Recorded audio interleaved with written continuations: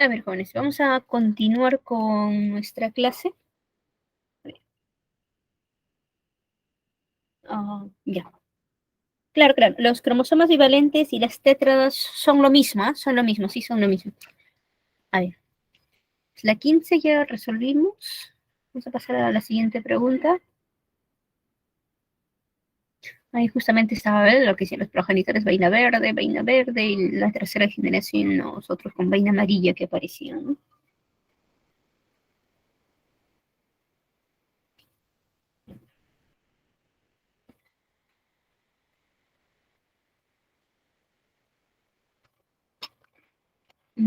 Ya, a ver, la primera ley.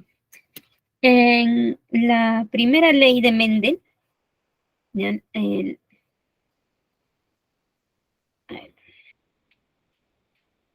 En la primera ley de Mendel, Mendel, aquí sí, todavía en este espacio, Mendel ahí estudia la herencia para una sola característica de Pisum sativum, ¿no?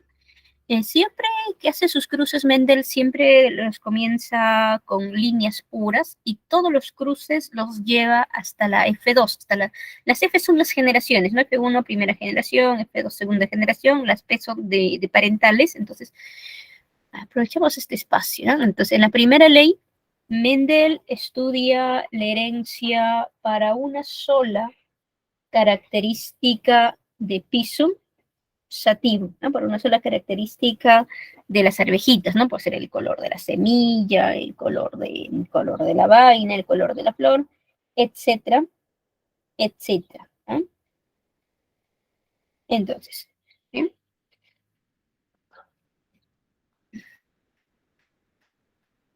A ver, siempre comenzaba sus progenitores con líneas puras, ¿no? Las líneas puras son homocigotos, ¿eh? Líneas puras diferentes, pero para una misma característica, ¿no? Supongamos que aquí la característica que está estudiando es el color, ¿no? Utilizando este ejemplo, el color de la vaina, ya sabemos, ¿no? Que la verde es dominante y la vaina amarilla es recesiva, ¿eh? La vaina amarilla es recesiva.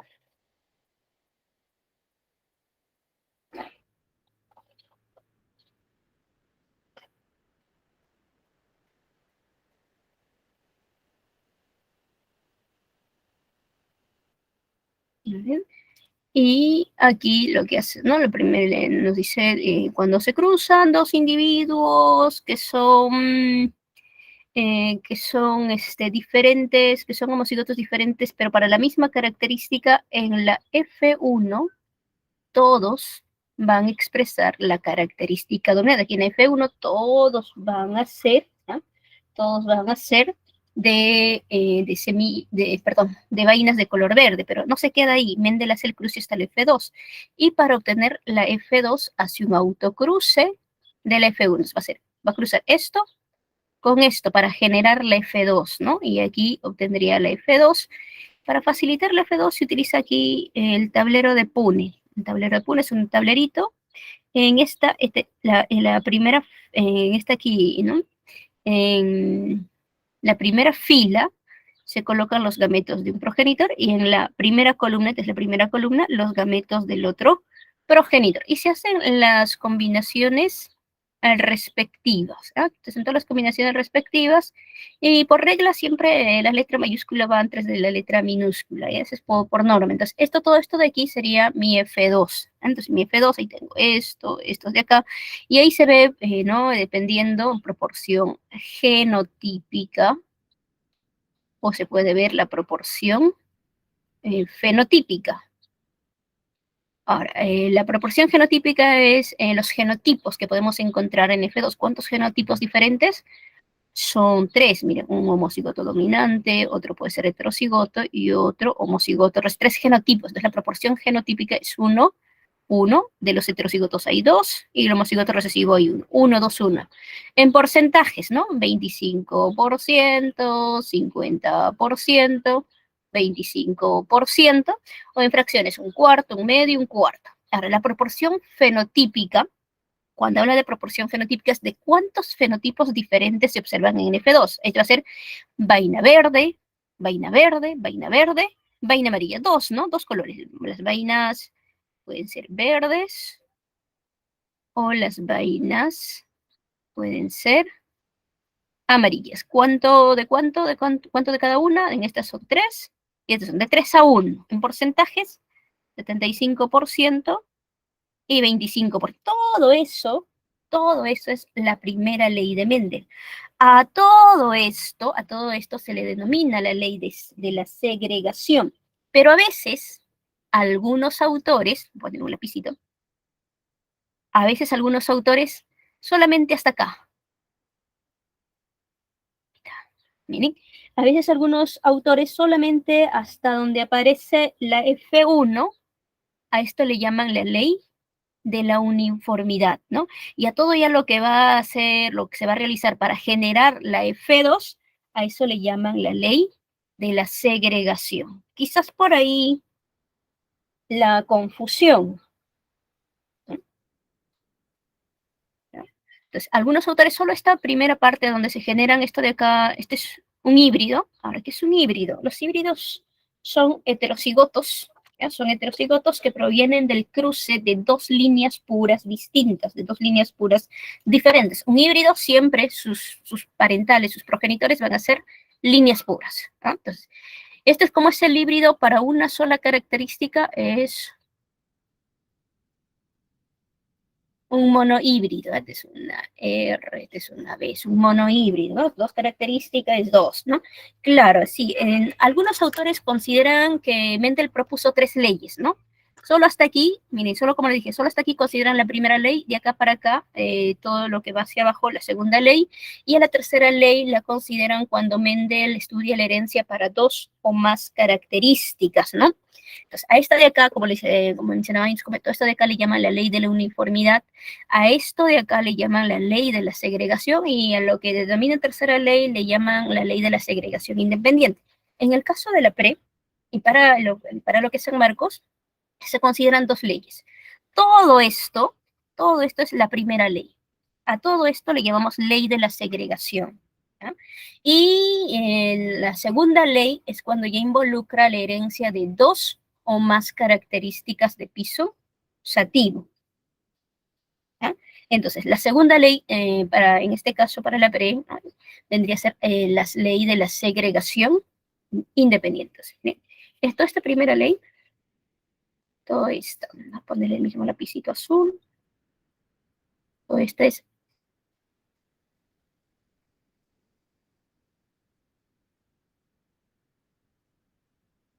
todo esto es la ley de la segregación o la primera ley, ¿ya? Y la otra, la segunda ley, ¿no? La segunda ley de Mendel sería la ley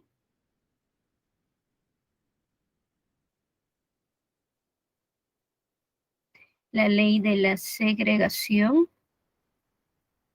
independiente, la ley de la segregación independiente, ¿no? Y aquí esta es la que comienza con los parentales que son así, ¿no? Los parentales para 2 características, luego se ve F1, F2, y esta sería la segunda ley, la idea de segregación indirecta. Entonces, aquí recuerdo todo lo que se denominaba anteriormente ley de la uniformidad y ley de la segregación, todo esto lo estamos considerando solamente como ley de la segregación o primera ley, ¿no? Y todo lo que era la tercera ley viene a ser la segunda ley o ley de la segregación independiente. ¿Sí? Vamos a pasar a la siguiente pregunta.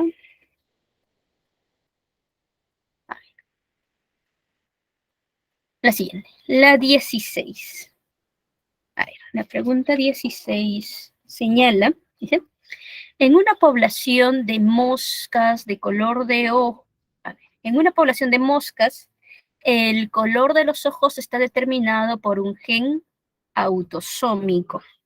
Si una mosca con ojos de color verde se cruza con una mosca de color de ojos rojos, ¿qué porcentaje del F1 tendrán ojos verdes? Y si el progenitor de ojos rojos es un híbrido. A ver, vamos a utilizar como ejemplo el caso de los seres humanos, ¿eh? Nuestro número cromosómico es 2N igual a 46. De estos 46 cromosomas, se forman 23 parejas de cromosomas homólogos, o sea, 23. De las 23 parejas del par 1 al 22 se llaman, C de cromosomas, ¿ya? Se llaman los cromosomas autosómicos, o los cromosomas somáticos, ¿no? Cromosomas autosómicos o cromosomas somáticos. Y todos los genes, ¿eh? Todos los genes ubicados del par 1 al 22 se llaman genes autosómicos o genes somáticos.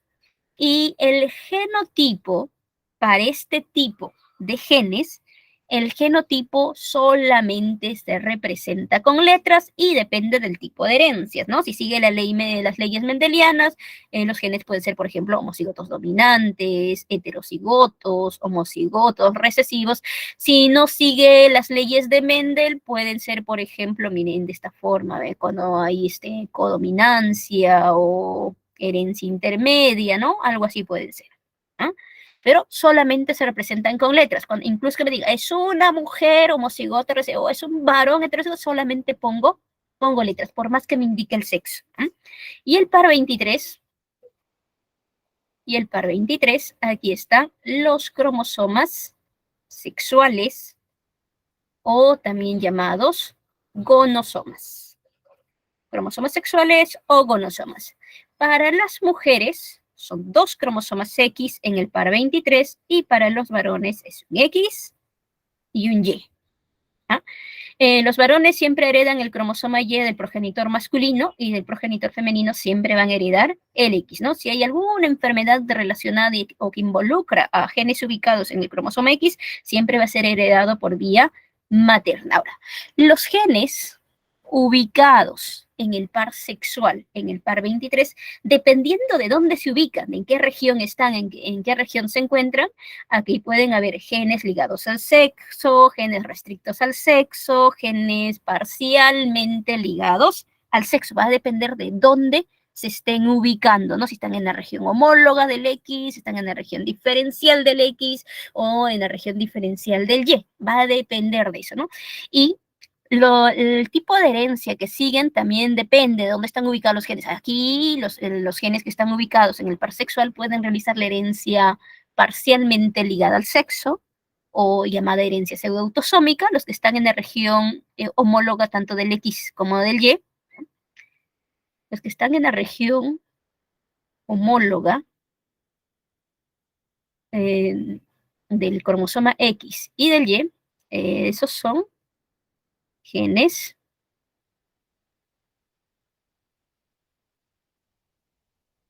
pseudoautosómicos, ¿no? Son los genes pseudoautosómicos y realizan la herencia parcialmente ligada al sexo o la herencia pseudoautosómica.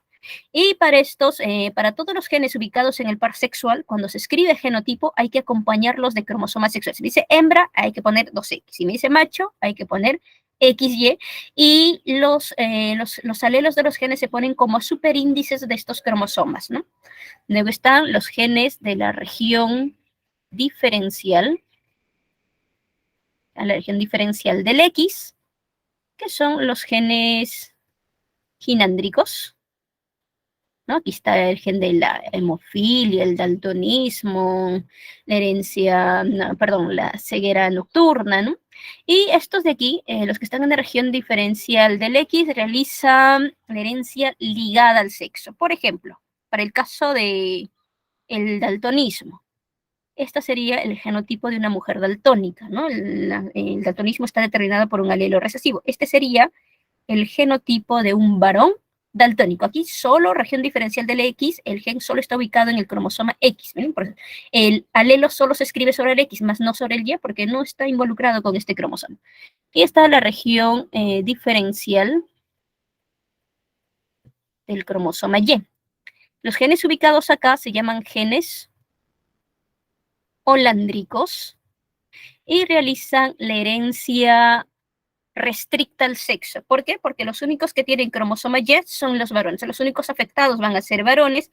Y cuando se escribe genotipo, el alelo se pone sobre el alelo se va a poner sobre el cromosoma Y, ¿ya? Como superíndice, si es dominante o recesivo, pero se va a escribir sobre el cromosoma Y. Entonces aquí, para los genes ubicados en el par sexual, en el par 23, cómo se representa el genotipo depende de dónde está ubicado el gen, ¿ya? Si está en la región homóloga, si está en la región diferencial y de qué cromosoma para poder representar el genotipo, ¿no? En el caso de la pseudoautosómica sería algo así, miren. Aquí, por ejemplo, ¿no? En caso de mujeres, y en caso de varones, la misma situación, ¿no? Homocigoto dominante. Porque aquí los genes están ubicados en la región homóloga, tanto del X como del Y, está presente en ambos cromosomas. Esto es algo similar a herencias mendelianas. Ahora, regresando a nuestra pregunta, dice, en una población de moscas, el color de los ojos está determinado por un gen autosómico, un gen que no está en el par sexual, ¿no?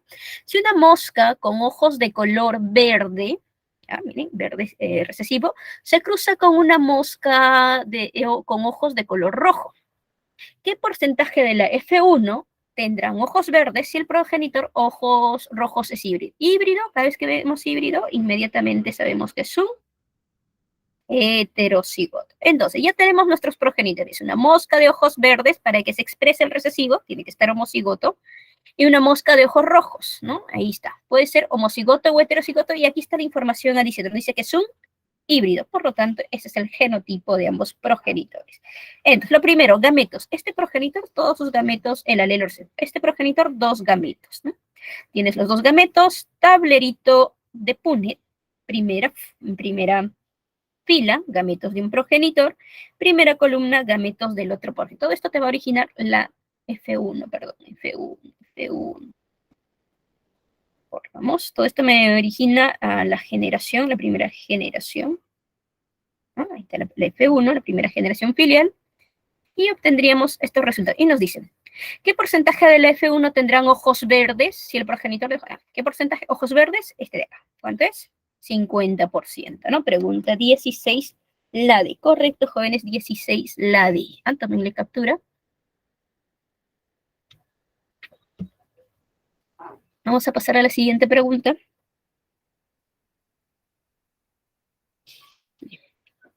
Ahí está, la de ojos rojos, la de ojos verdes, ¿no? Aquí está, tómenle captura así de siempre, ahí está resuelto el ejercicio. Vale, vamos a la 17.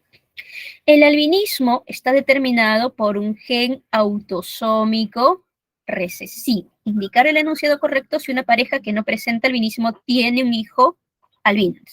Gen autosómico recesivo. Para que una característica recesiva se exprese, homocigos. Entonces, esta es una persona que presenta albinismo. Entonces, una persona sin albinismo, una persona normal, va a tener el alelo dominante y esta persona puede ser homocigota o puede ser heterocigota, dice. Si una pareja que no tiene albinismo, los progenitores no tienen albinismo, entonces, ¿no? Pueden ser cualquiera de los dos casos. El segundo alelo puede ser dominante o recesivo, no van a tener albinismo. Si una pareja que no presenta, tiene un hijo albino, el hijo, ¿no? Para que una persona sea albina, homocigoto recesivo, y que tienes que recordarte que los hijos siempre heredan un alelo de un progenitor y el otro alelo del otro progenitor. Esto significa que este alelo recesivo vino de acá y el otro vino de acá. ¿Y eso qué quiere decir? Que ambos progenitores son heterocigotos. ¿Los padres son heterocigotos? Esa es la respuesta. 17A. ¿Ya? 17A. A ver, tómenle captura. Vamos a pasar a la pregunta 18.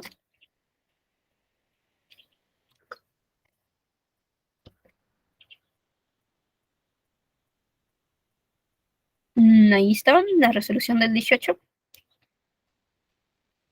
Vamos a pasar a la 19, perdón, la 17, que era la resolución del 17. Vamos a pasar a la 18, el 18. Del cruce de una planta de arvejas de semillas y vainas amarillas con una planta de semillas y vainas verdes, se obtiene en el F2 un total de 416 descendientes. ¿Cuántos de estos descendientes son de semilla verde y vaina amarilla? Para este ejercicio hay que tener en cuenta que estos progenitores son en línea pura, si no, no va a haber respuesta, ¿ya? Hay que tener en cuenta que ambos progenitores son líneas puras. Ahora, en las arvejitas, ¿no? Las semillas y vainas amarillas. Sabemos que las semillas amarillas, para las semillas le vamos a dar la letra A, y para las vainas la letra B, ¿ya? Semillas amarillas sabemos que es característica dominante, cuando en línea pura. Las vainas amarillas es característica recesiva. Para no confundir, voy a poner la letra B minúscula y mejor. Pero para el color para el gen que determina el color de vainas, letra B, ¿ya? Ahora, se cruza con una planta de semillas y vainas verdes. Semillas verdes, característica recesiva, vainas verdes, característica de tus progenitores. Lo primero, gametos, ¿no? Esto que te preguntan por F2, ¿esto qué recuerda? A lo que antes se llamaba tercera ley de Mendel, ahora es solamente segunda ley de Mendel, la ley de la segregación independiente, ¿no? Entonces, esto recuerda la ley de la segregación independiente. Aquí sería, esto tendríamos por aquí. ¿Tenemos todo el F2? Sí, acá está. Acá está, acá está. Miren, no vamos a desarrollar porque no se demora escribir. Entonces, ahí está. Esta característica, ¿no? Esto es, aquí es el dominante. Este es el recesivo. Y en las semillas, en la semilla amarilla, la dominante, y la semilla verde, la recesiva, ¿no? Ahí está. Entonces, tenemos nuestros progenitores, ¿no? Nuestros progenitores, lo primero que hacemos es obtener los gametos, ¿no? De aquí vimos, todos sus gametos tienen esta forma, y todos sus gametos tienen esta tablerita de ponen bien, todo esto, la F1. Este F1 es un híbrido para dos características, que es color de la semilla y color de la vaina. Entonces, como es un híbrido para dos características, este es un dihíbrido. Es un dihíbrido, ¿no? Un híbrido para dos características. Ahora, no se queda en la F1, el cruce se hace todo esto de aquí es la F2, y para obtener F2 hay que hacer autocruce de F1, ¿no? Y estos son mis progenitores para F2. Entonces, lo primero, gametos, ¿no? Gametos. Este me va a originar 4 gametos distintos y este también me origina 4 gametos. Aquí están los 4, ¿eh? Primera fila, primera columna, haces todas las combinaciones y tienes todos estos resultados. Ahora, lo que casi siempre preguntan es la proporción fenotípica, ¿ya? Proporción fenotípica, o sea, de lo que se mira, lo que se observa, las características físicas observables. ¿Cuántos fenotipos distintos? Miren, 1, 2, 3, 4. Va a haber un fenotipo, se va a formar un fenotipo cuando para las dos características se expresen los dos alelos dominantes, para el color de la semilla y el color de la vaina, ¿no? Va a haber otro genotipo cuando para la primera característica se expresa el alelo dominante y para la segunda el alelo recesivo. Se forma otro genotipo cuando para la primera característica se expresa el alelo recesivo y para la segunda el dominante. Y un cuarto genotipo cuando para ambas características se expresan ambos alelos. La proporción de esto, miren, 1, 2, 3, 4, 5, 6, 7, 8, es 9. ¿9 de cuánto? De 16. Para el otro es 1, 2, 3 de cuánto? De 16, 3 de 16, y este es 1 de 16, y con esto sale la respuesta. ¿Ah? Con esto sale la respuesta para la pregunta 18, ¿nos dicen? De un total de 416 descendientes en la F2, ¿cuántos de estos serán de semilla verde? Para que sea semilla verde, recesivo, ¿no? Y vaina amarilla, para que sea vaina amarilla, también recesivo. ¿Cuántos serán? ¿Qué hay que hacer? Multiplicar por 1 sobre 16. ¿Y esto cuánto nos sale? 20, ¿no? Pregunta 18. Correcto, Juana, 28. 18 era la respuesta B. 18 la B. 18. Vamos a pasar a la siguiente pregunta. Tómenle captura, tómenle captura. A ver, ya la 16, ¿dónde está? Ahí está la 16, tómenle captura a la 16. Ahorita vamos a la 19. Bien, pasemos a la 19. Ya, 19. Pero acá si no le tomaron captura, tómenle captura para hacer a la 19. Ya está, 19 dice. A ver, nos dice, José desea saber su genotipo sanguíneo mediante un análisis de sangre, pero dicho examen solo indica que él pertenece al grupo A, RH positivo.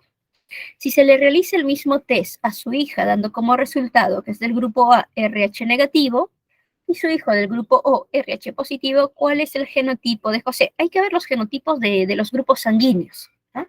En el caso de este de aquí es el sistema ABO. Para el sistema ABO es un caso de alelismo múltiple. Entonces, el sistema sanguíneo ABO. ¿No? Para el sistema sanguíneo ABO es un caso de alelismo múltiple donde hay 3 alelos involucrados, el alelo dominante A, el alelo dominante B y el alelo recesivo.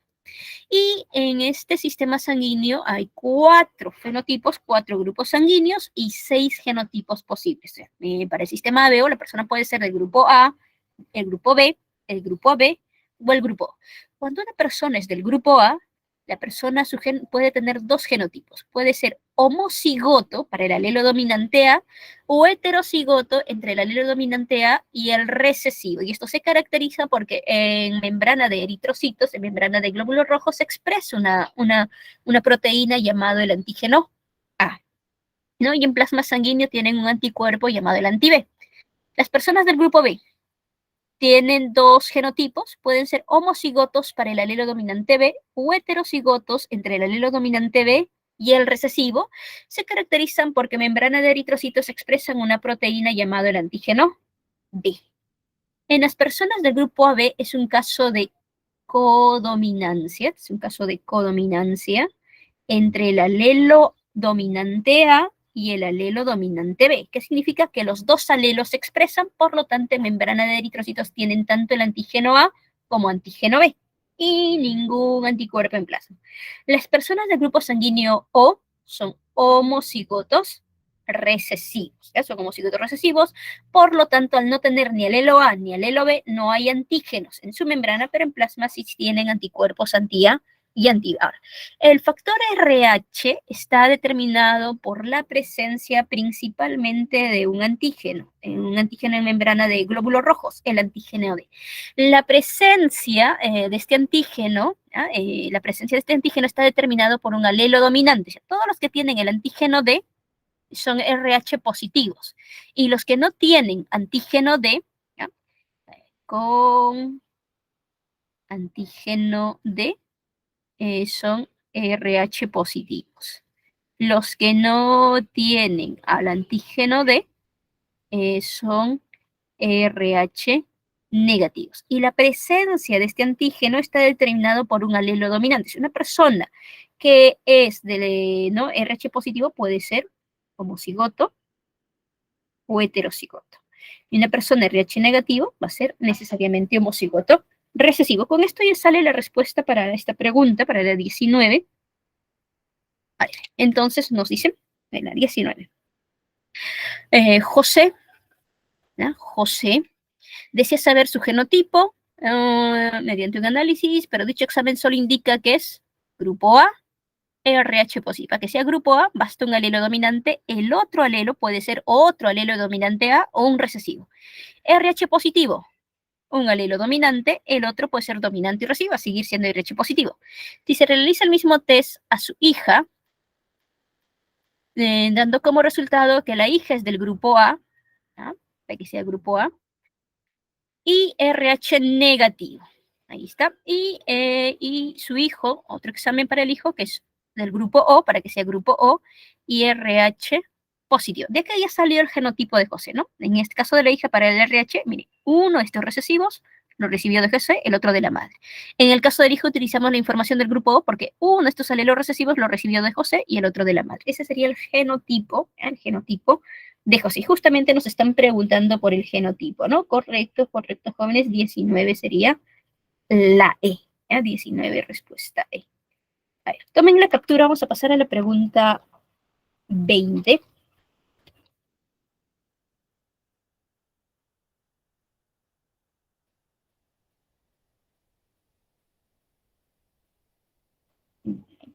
A ver, acá también, si desean, tomen la captura. Vamos a pasar a la 20.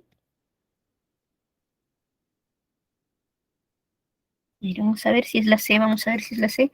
A ver, dice, respecto a la determinación del sexo en mamíferos, indique verdadero o falso según corresponda y marque la alternativa correcta. Ahora, en los mamíferos, la determinación del sexo está dado por el sistema XX, XY. ¿No?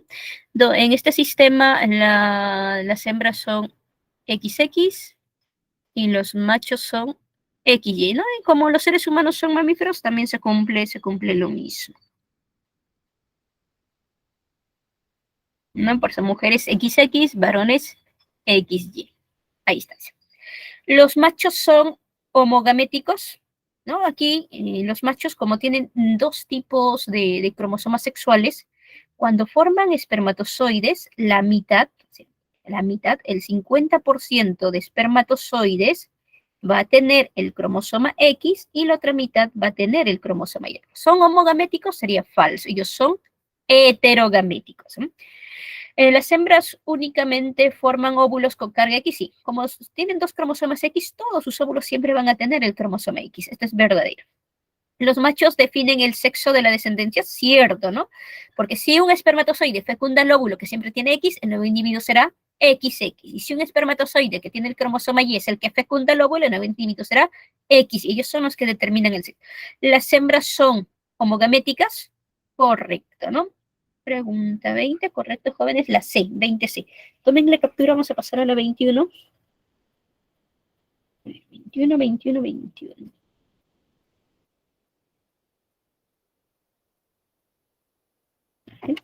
Ya. Ahí está la determinación del sexo por el sistema XY. ¿Ya? En XY, justo ahí está. Los heterogaméticos, los homogaméticos. Ahora. Y ahí está el sistema ZW de la siguiente pregunta, ¿no? En el sistema ZW, los machos son ZZ y las hembras son ZW. Es característico de la mayoría de aves, ¿ya? Los machos aquí, como tienen dos cromosomas iguales, ellos van a ser ahora los homogaméticos, y como las hembras tienen dos cromosomas sexuales diferentes, ellas son las heterogaméticas. Aquí quien determina el sexo, las hembras, ¿no? Acá quien determina el sexo machos, en el sistema X0 que se ocurren muchos insectos como odonatos, ortópteros, quien determina el sexo también este es macho, acá las hembras. ¿No? También la captura, si desean, vamos a pasar a la pregunta 20. No, a la 21 vamos a pasar. Ahí está, vamos a ver la 21, dice. En ciertas especies, las hembras son las heterogaméticas y los machos los homogaméticos. Esto ocurre en aves donde los sexos cromosómicos son ZZ y ZW. Si el plumaje rayado en los pollos se debe a un gen dominante ligado al sexo, ¿cuál será el genotipo de un macho de plumaje rayado de línea pura? Entonces, machos, para este sistema ZZ, hembras ZB. Cuando hablemos aquí para este sistema de herencia ligada al sexo, tiene que ser, involucrado aquí, tiene que estar involucrado un cromosoma que esté en ambos sexos. Entonces, en este caso, el gen involucrado en este tipo de herencia va a estar en el cromosoma Z, porque está presente tanto en machos como en hembras. Herencia ligada al sexo. Ahora dice, si el plumaje rayado en los pollos se debe a un gen ligado al sexo y ubicamos que está en el cromosoma Z, ¿cuál sería el genotipo de un macho de plumaje de rayado de línea pura, ¿no? Entonces me dice un gen dominante. Si es dominante, letra mayúscula sería ZZ y con letra mayúscula, ¿no? La R de rayados, ¿no? Entonces la D, ¿ya? 21, correcto, jóvenes, 21D, 21D. Tomen la captura si desean. Vamos a pasar a la pregunta 22.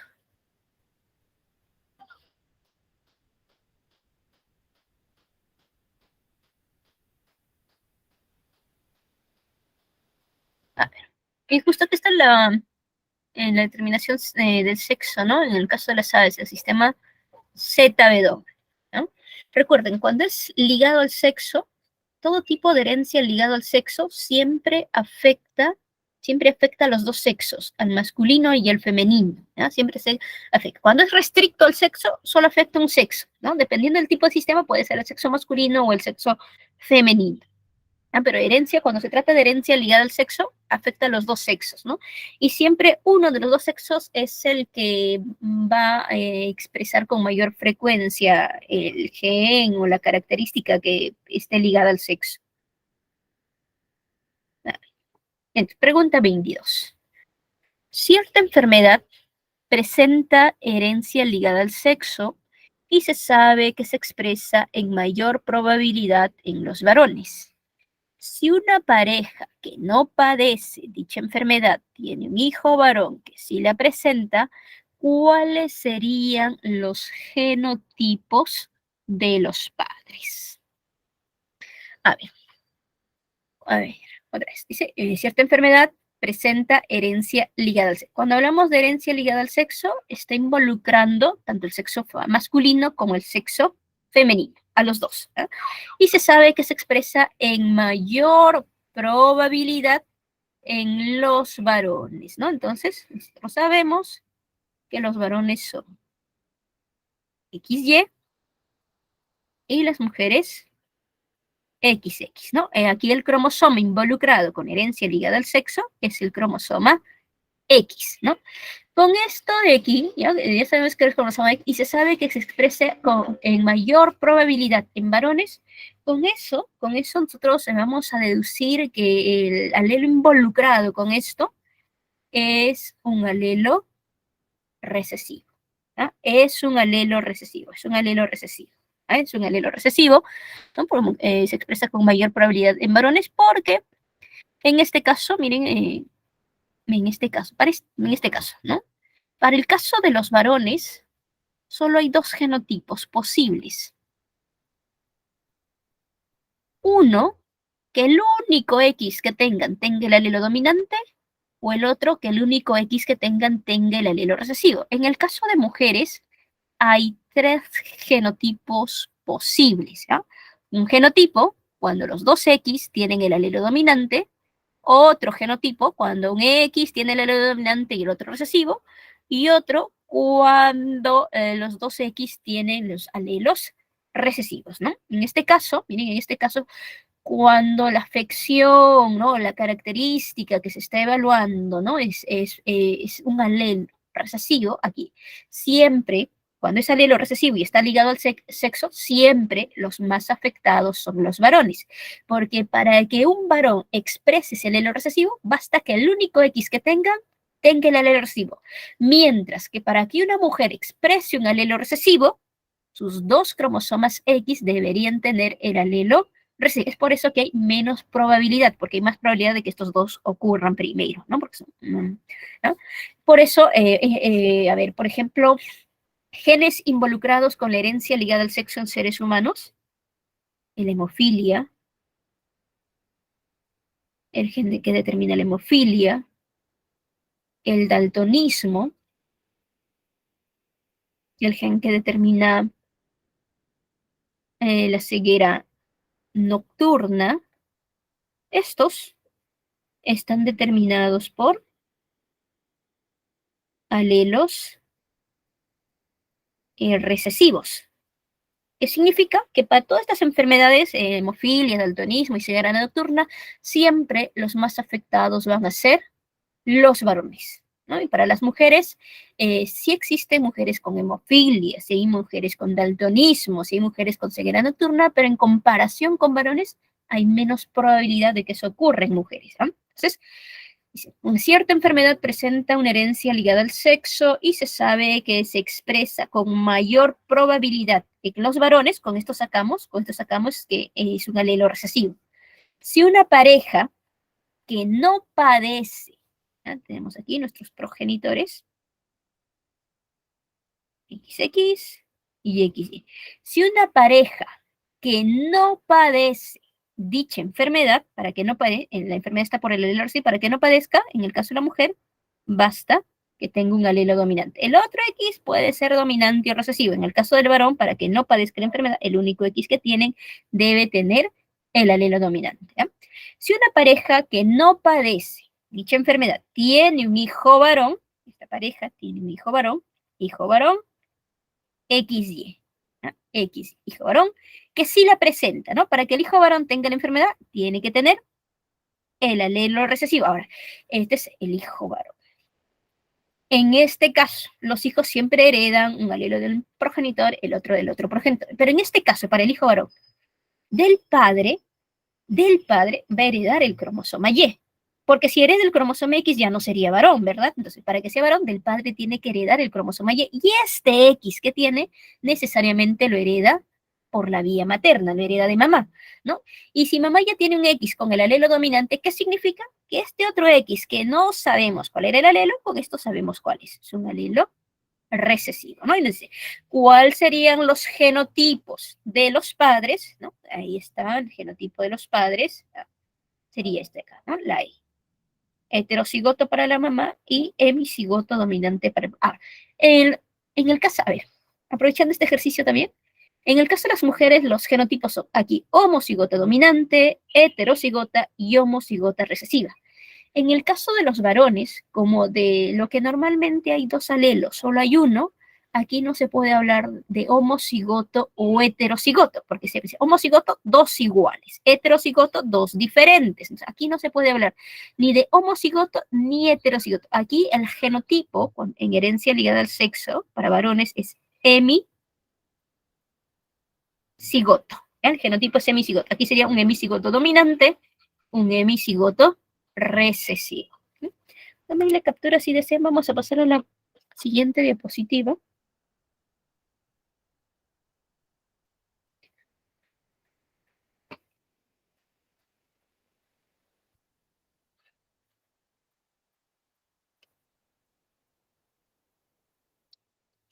Miren, ahí está, ¿no? Herencia ligada al sexo, ¿no? Si hubiese sido dominante, en este caso es, nuestro caso, recesivo, ¿no? En este caso es recesivo. Si el alelo hubiese sido dominante, eso se observa también en la población, ahí cuando es un alelo dominante que está ligado al sexo, en ese caso, los más afectados ahí sí son, miren, ahí sí son las mujeres, ¿no? Porque hay dos opciones para que una mujer tenga la enfermedad, tenga la condición, ¿no?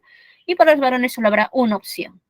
Pero en el caso cuando el alelo, el gen involucrado en herencia ligada al sexo está determinado por un recesivo, los más afectados ahí son los varones, ¿no? Porque basta que tenga el X, el alelo recesivo y expresa, ¿no? Y para las mujeres solo hay una opción, ¿no? Que sea homocigoto dominante y hay otras dos opciones donde no va a expresar la enfermedad, no va a expresar la... Aquí, cuando es un alelo recesivo, siempre los más afectados son los varones y en el caso, ¿no? Cuando el alelo es dominante, siempre las más afectadas son las mujeres, ¿no? Las mujeres, ¿no? Por eso aquí, ¿no? Cuando dice se expresa en mayor probabilidad en los varones, con eso sacábamos, deducíamos que era un alelo recesivo. A ver,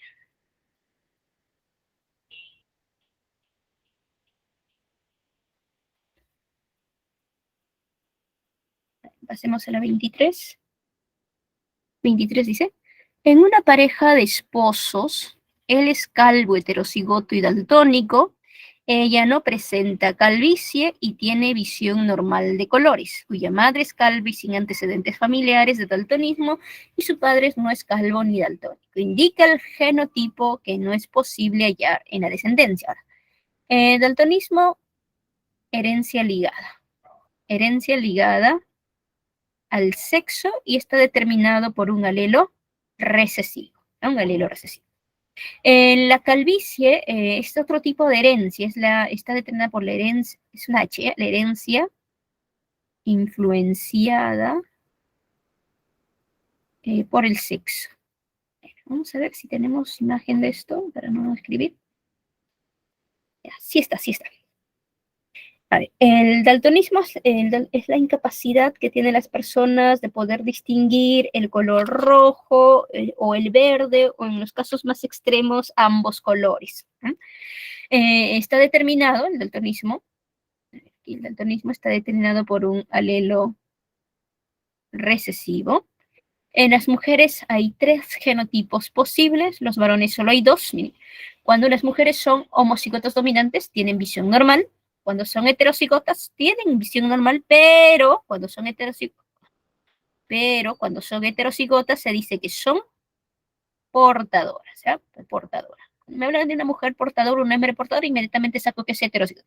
Está portando el alelo de la enfermedad, pero no está expresando la enfermedad por ser portadora. Y solo cuando son homocigotas recesivas, recién la mujer será daltónica. En el caso de los varones, ¿no? Si los varones son hemicigotos dominantes, no tienen daltonismo, y si son hemicigotos recesivos, sí son daltónicos. ¿Eh? Ahora, el otro tipo de herencia, les dije, es la herencia influenciada por el sexo. En el caso de la calvicie humana está determinado por un alelo dominante, y en este tipo de herencia, la expresión del fenotipo depende del componente hormonal del individuo, o sea, depende si son machos o hembras, y en seres humanos depende si son varones o si son mujeres, porque la composición hormonal tanto de varones como mujeres es distinta, es diferente. Por ejemplo, varones tienen más testosterona que mujeres, y mujeres tienen más estrógeno que varones, ¿no? Diferente composición hormonal, y eso determina la expresión de los genes que siguen la herencia influenciada, por ejemplo, herencia influenciada por el sexo. Y uno de esos genes, la calvicie. ¿Eh? La calvicie. Ahora, hay 3 genotipos posibles. La persona, el individuo, tanto varón como mujer, puede ser homocigoto dominante, heterocigoto, y aquí hay un error. Hay un error. Esto de acá no es mayúscula, ¿ya? Lo tachamos todo.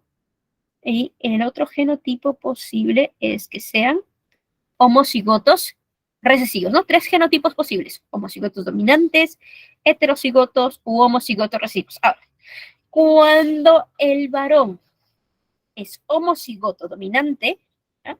Es un hombre calvo. Y si la mujer es homocigoto dominante, también es una mujer calva. Ahora, cuando son heterocigotos, los varones son calvos, pero las mujeres, miren, aquí ya cambia la expresión de este genotipo, las mujeres tienen cabellera normal. Y cuando son homocigotos recesivos, tanto hombres como mujeres tienen cabellera normal. Entonces, para que una mujer sea calva, solo hay un genotipo posible, solo hay una opción, que sea homocigota dominante. ¿No? Para que un varón sea calvo, hay 2 opciones, que sea homocigoto dominante o que sea heterocigoto. ¿Ya? Eso lo vamos a utilizar para desarrollar nuestro ejercicio. Entonces, y tienen visión normal. A ver, en una pareja de esposos, ¿por qué le estoy buscando la X? A ver, me confundí. A ver, en una pareja de esposos, ¿no? En una pareja de esposos, en una pareja de esposos, él, se refiere al esposo, ¿ya? Él es calvo, heterocigoto y daltónico. Entonces, a ver, primero vamos a sacar el genotipo del esposo, ¿no? En la pareja, ¿ya? El esposo, nos dice, él es calvo heterocigoto, ¿no? Para que sea calvo, heterocigoto, nos dice, y daltónico, XY. Para que sea daltónico, ahí está. Ella, la esposa, no presenta calvicie. Para que una mujer no tenga calvicie hay 2 opciones, ¿no? Hay 2 opciones, que sea homocigota recesiva o heterocigota, y no va a tener calvicie. Y tiene visión normal de colores, entonces no tiene daltonismo. Para que no tenga daltonismo, también basta que un X tenga el alelo dominante, el otro X puede tener otro alelo dominante, puede tener un alelo recesivo. ¿No? Cuya madre, nos da información adicional, la madre de la mujer, cuya madre es calva. Para que una mujer sea calva, homocigota dominante, ¿no? Y sin antecedentes familiares de daltonismo. Significa que es homocigota dominante, ¿no? Para el gen del daltonismo. Y su padre, tenemos información adicional, su padre no es daltónico ni calvo. Para que no sea calvo, homocigoto recesivo, y para que no sea daltónico, esto, ¿no? En este caso de estos progenitores, aquí sacamos el genotipo de la hija, que es heterocigota para la calvicie, Y para el caso del daltonismo es homocigoto. Ahí están mis progenitores, ahí están los genotipos. Ahí tenemos los genotipos, ¿no?, de ambos progenitores.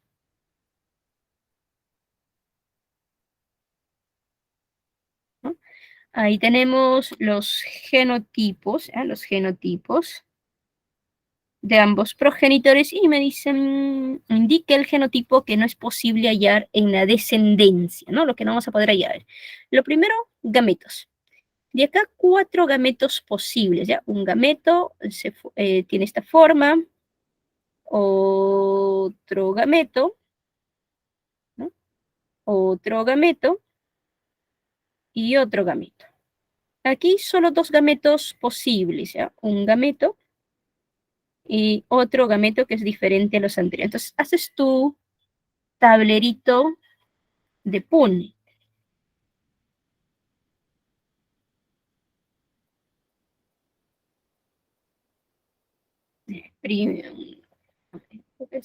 Mira.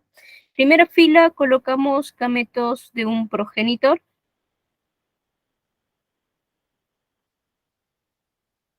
¿Mm? A ver si la primera columna, gametos del otro progenitor. Ahí está. Y completamos la tablita. Aquí sería...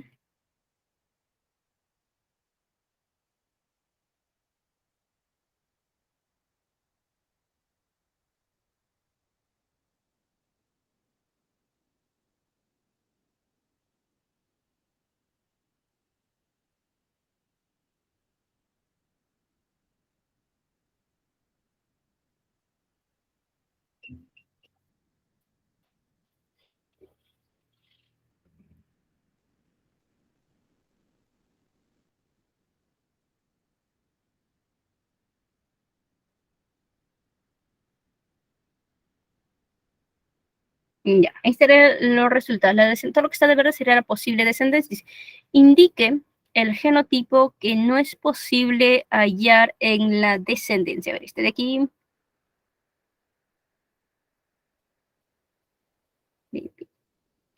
A ver, el genotipo que, a ver, indique el genotipo que no es posible hallar en la descendencia, ¿no? Y nos vamos dando cuenta que justamente es la alternativa. Ah, no, esto no podemos hallar, ¿no? Esto de acá justo. Esto de acá sí, pero esto de acá es el problema, no. En ningún caso hay, para las X, ninguna es homocigota dominante, no. Imposible, esta de acá, ¿ya? La A. 23 respuesta A. 23A. 23A, 23, correcto, jóvenes, 23 es la A. Vamos a pasar a la última pregunta. También le captura si desean.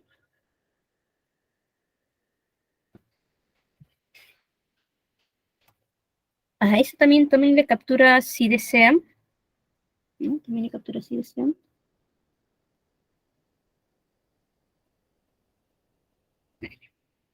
Y la pregunta 24.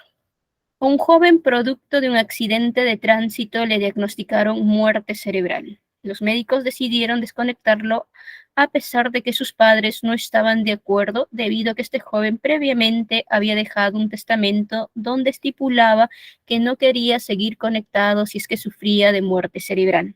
Los padres no pueden demandar a los médicos ya que aquí prima el principio de, con los principios de la bioética, el principio de autonomía, ¿no? Que señala que indica que cada individuo es autónomo, ¿no?, de tomar de manera consciente sus propias decisiones. ¿Ya? 24D, con esto estaríamos acabando nuestra clase esta semana. Tomen la captura, jóvenes. Y ahí están los otros principios de la bioética, también la captura si desean. Con esto terminamos la clase.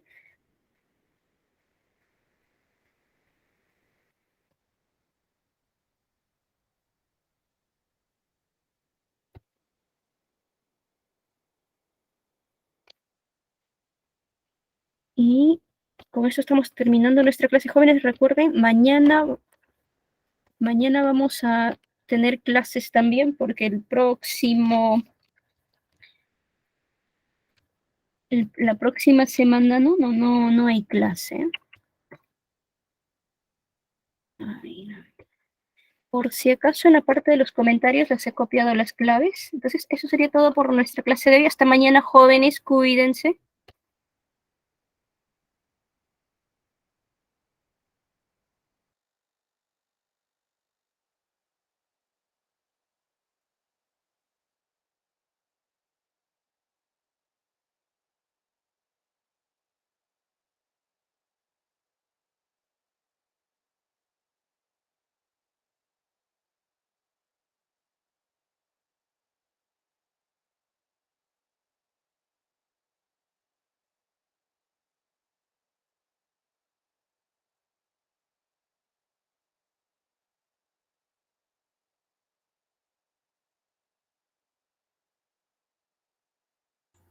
Bien, buenos días con todos, ¿qué tal? Buenos días.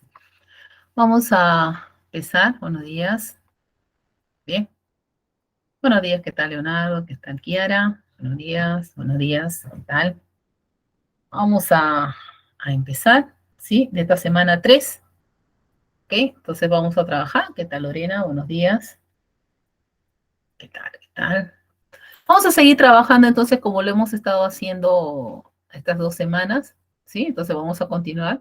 Vamos a ver algunos temas, ¿sí? Por ahí recordar algunos teoremitas, ¿no? O alguna definición que vamos a ver para esta semana, ¿ok? Entonces voy a comenzar a compartir mi pantalla. Ok, a ver, empezamos entonces.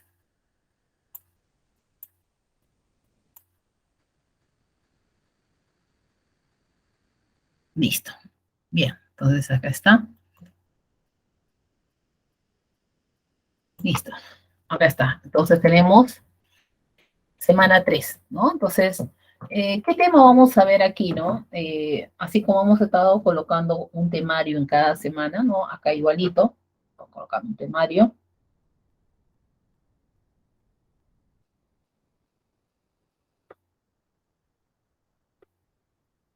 ¿sí?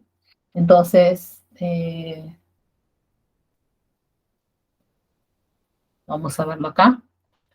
Ahí está, temario de la semana 3, ¿no? Entonces nosotros tenemos aquí rectas paralelas y perpendiculares, circunferencia inscrita y circunscrita, tenemos la bisectriz interior, área de regiones planas, tronco de pirámide y cilindro, cono y esfera y recta y parábola, ¿no? Entonces, nosotros tenemos aquí, entonces, estos temas, ¿sí? Estos temas que vamos a ver, y también vamos a ver otros temas, ¿no? Aparte de esto, ¿no? Vamos a ver otros temas que vamos a utilizar en la solución de los ejercicios, ¿ok? Aparte de ello, vamos a utilizar también otros temas que hemos visto en la clase anterior, ¿no? En los otros ejercicios anteriores que hemos trabajado, ¿ok?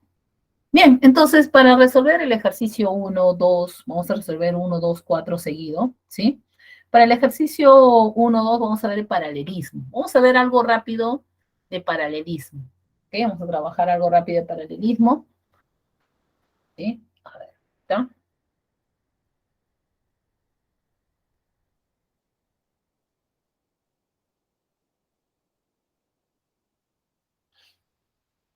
Ahí está. En paralelismo vamos a ver un quinto postulado, el quinto postulado de Euclides que nos dice, por un punto fuera de una recta se puede trazar solo una paralela a esa recta, ¿no? Solamente una sola paralela a esa recta. Entonces, mira, si yo tengo esta recta L sub 2 y tengo un punto acá, un punto exterior, un punto fuera de esa recta L2, entonces el teorema dice que solamente va a haber una recta L1 que va a ser paralelo a L2. Solamente puede haber uno, ¿no? Que cumpla, que sea paralela a esa recta L2. ¿Ok? Obviamente por ahí, por ese punto van a pasar infinitas rectas, ¿no? Pero solamente una de ellas viene a ser paralela a L sub 2, ¿no? A esta recta L sub 2. ¿Ok? Vamos a ver unos teoremas, ¿sí? Y acá dice teorema de los ángulos correspondientes. ¿Qué nos dice? Mira, tengo dos rectas paralelas, L1, L sub 2. Tengo L sub 1, L sub 2. Entonces, al tener esas dos rectas paralelas, yo tengo lo que son los ángulos correspondientes. Esto ocurre solamente con las rectas paralelas, ¿no? Si este ángulo, por ejemplo, es alfa, y este ángulo es beta, o sea, tomo un ángulo aquí y el otro lo tomo a un mismo lado de la recta secante, esta es una recta secante, el beta, entonces esos ángulos van a ser iguales, ¿ya? Otro, tengo también los ángulos conjugados internos. Si tengo dos rectas y también son paralelas, entonces si yo tomo los internos, ¿no? Tomo este ángulo de acá, por ejemplo, y tomo el otro que está a su frente también interno, entonces por ser paralela, la suma de ellos dos es 180. Y así puedo también tener ángulos conjugados externos. Tengo mi recta, si yo tomo esto alfa y acá tomo beta, y si estos dos, ¿no? Si estos dos son paralelos, tienen que ser paralelos, entonces puedo decir que alfa más beta es igual a 180. ¿Sí? Ahora, ¿qué otro tipo de ángulo también encontramos? Por ejemplo, ¿no? Si yo considero, lo borro esto de aquí, ¿ah? ¿Sí? Borro esto de aquí. Ah, ya se me fue ya. ¿No? Si nosotros tenemos, acá está la recta, L1 paralelo a L2 y este ángulo es alfa, si son paralelos, este ángulo va a ser alfa, alternos internos. Y así como hay alternos internos, también hay alternos externos, ¿no? Pero ahí está, se cumple esto, pasa acá. ¿Por qué? Porque son paralelos. ¿Ok?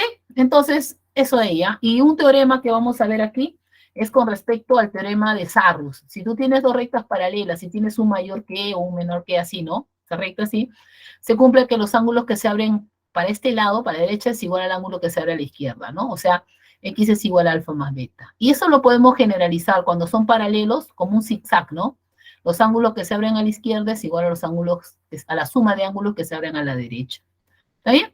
Entonces, vamos a utilizar eso para el teorema, para el primer ejercicio. Pero voy a hacer unas correcciones, ¿sí? De los ejercicios. A ver, un ratito. Estamos ahí entonces. A ver, a ver.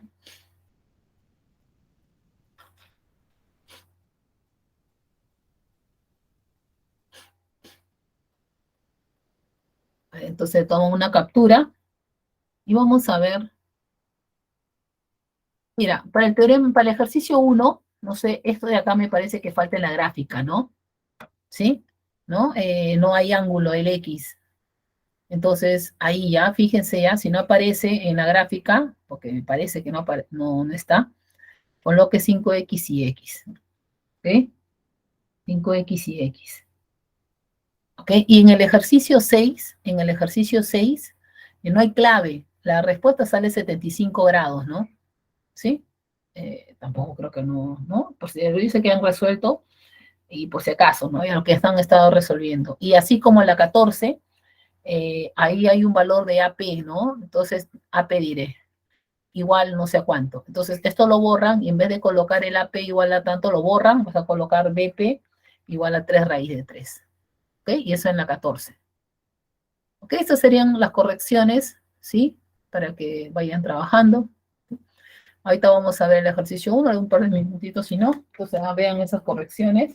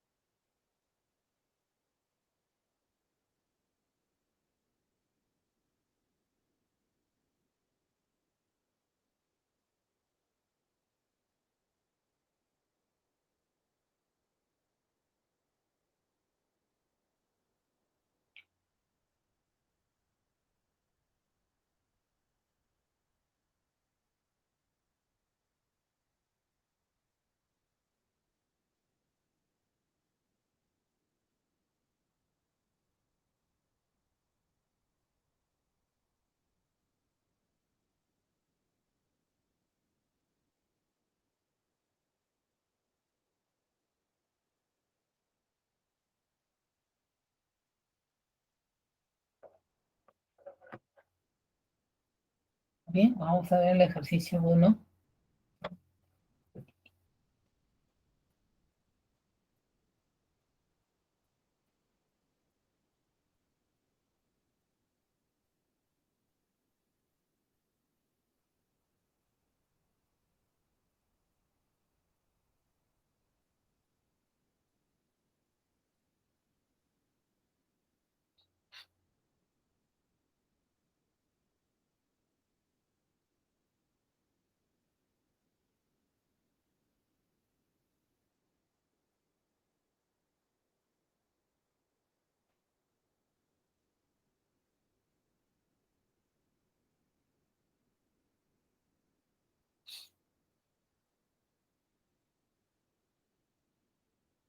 Bien, ahorita vamos a ir.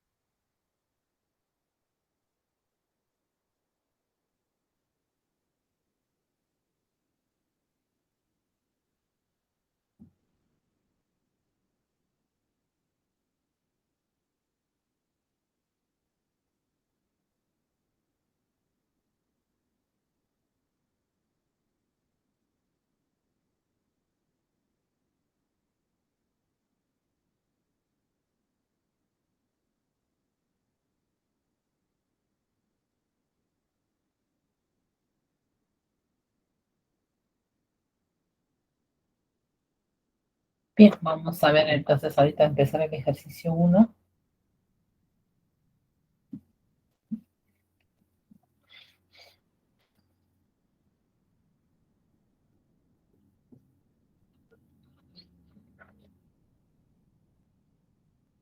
Bien, me voy a borrar esto de aquí. Listo, ahora sí. Vamos a ver. Entonces vamos a ver el ejercicio 1, 2 y 4. ¿Sí? 1, 2, 4.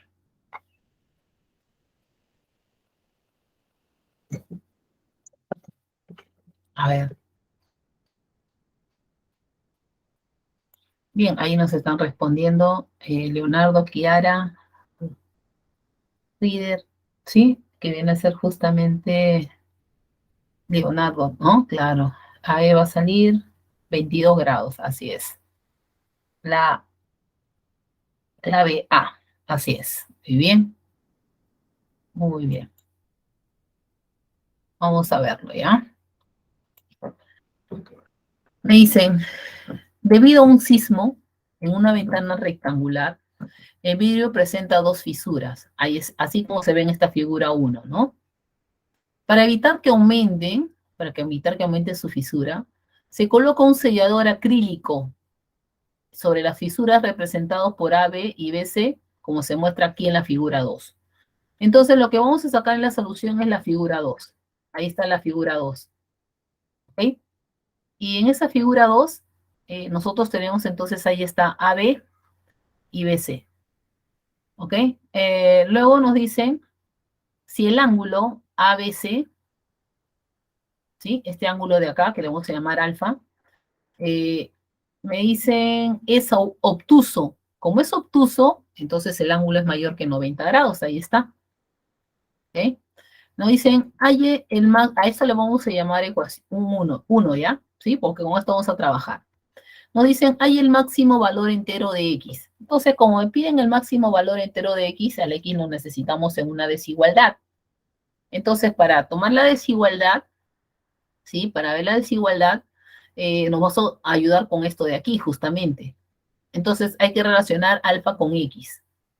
¿Y cómo lo relacionamos? Mira, nosotros tenemos este lado de acá, le hemos llamado QC, ahí está QC, y PA, estos de aquí, estos dos son paralelos, ¿no? Porque acá es 90 y acá es 90. No nos dicen, pero por el hecho de estar 90 y 90 aquí, nosotros podemos decir que estos dos son paralelos. Ajá, entonces PC y PA son paralelos. Y como son paralelos, voy a utilizar el teorema de Sarrus, ¿no? ¿Se acuerdan? Ahí está, como un mayor, acá, mayor que. Entonces, de la figura, como QC es paralelo a PA, utilizo el teorema de Sarrus. ¿Qué nos dice? Que la suma de este ángulo más este ángulo me da este de aquí. Pero este ángulo de acá vamos a completarlo arriba, sería 180 menos 5x. Entonces, x más 180 menos 5x vale alfa. Entonces, todo esto de aquí viene a ser alfa. Pero trabajamos aquí en 1. De 1, vamos a tener que alfa es mayor que 90, pero alfa es todo esto, que sería 180 menos 4x. Y de aquí despejando y dividiendo, x me va a dar menor que 22,5. Y como nos están pidiendo el máximo valor entero, bueno, x menor que 22,5 valores enteros, 22, 21, ¿no? Y el máximo viene a ser 22. Y sería justamente la clave A. Eso sería entonces el ejercicio 1. ¿Ok? Ahora vamos a ver el ejercicio 2.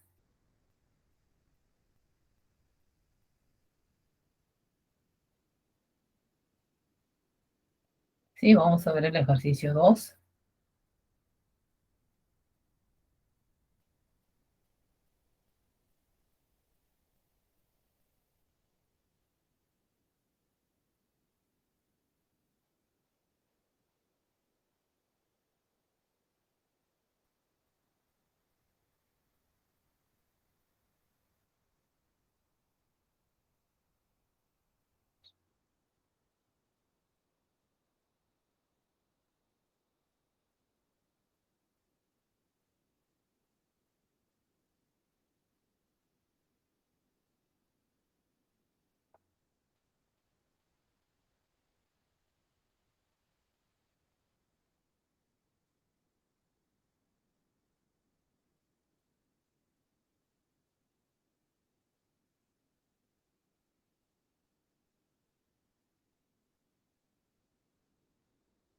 Vamos a ver entonces el ejercicio 2.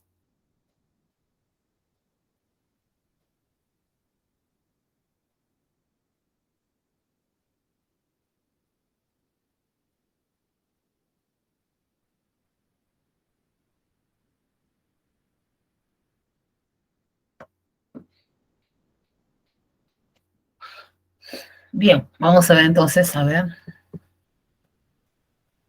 Bien, ahí nos han escrito. Justamente Kiara también nos dice la 2B. Así es, que viene a ser, como dice Leonardo, la 2 que nos está dando viene a ser la 30 metros. Así es, muy bien. Vamos a verlo ya. Entonces vamos a ver el ejercicio 2 que sale 30 metros justamente. Nos dicen, en la figura se muestra 3 tubos. Vamos a sacar la figura del enunciado, ¿ya? Ahí está. Se muestran 3 tubos que vienen a ser justamente 3 tubos de conexión que son representados por AC, BC y BD. Esos son los 3 tubos de conexión. Tal que nos dice que BC más AD 50 metros. Ese es el dato. Si la longitud del tubo AC mide 40, acá está AC, colocamos 40. Halle la longitud del tubo BD. BD es esto, ese es el X. Ahí está. Entonces, esto es lo que nos están pidiendo, el BD. Entonces, para hallar BD, ¿qué hacemos? Mira, observamos, como esto es BC más AD, le vamos a colocar variable. A BC le vamos a colocar A y a AD le vamos a colocar B. Entonces, A más B va a ser 50 y le vamos a llamar 1. ¿Ya? Esto lo vamos a utilizar ahorita. Nosotros tenemos aquí, fíjate, que ese BD que me piden con el AC que me dan de dato están cruzados, ¿eh? Y su intersección es 90 grados. Pero ese 90 grados pues no me ayuda ahí. Me gustaría tenerlo más arriba, por otro lado. Ahora, algo que también me doy cuenta es de que esto vale tita y acá vale tita. Lo que significa que este BC y este AD van a ser paralelos, ¿sí o no? Estos son paralelos, porque esta es una recta secante y alternos internos. Si yo tengo 2 rectas así, entonces esto de acá, y tengo que estos son iguales, entonces yo puedo decir que BC y AD son paralelos. ¿Está bien? Entonces, estos son paralelos porque se cumple alternos internos. ¿Ok? Ah, ya, bien. Entonces tengo paralelas aquí, arriba y abajo. Entonces, para poder relacionar el X y el 90 sacarlo afuera, lo que me conviene es del punto C trazar una paralela a BD.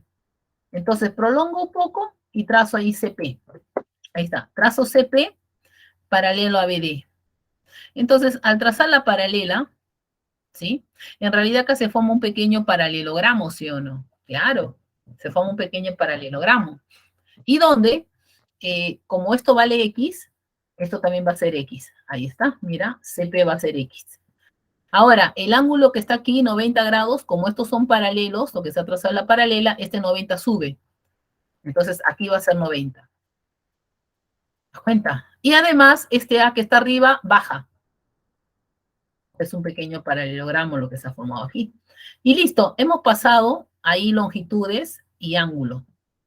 Y con eso, ¿qué podemos hacer? Ya salió, ¿no? Mira, fíjate que al bajar el A, aquí se ha formado un segmento AP, donde el segmento AP mide A más B.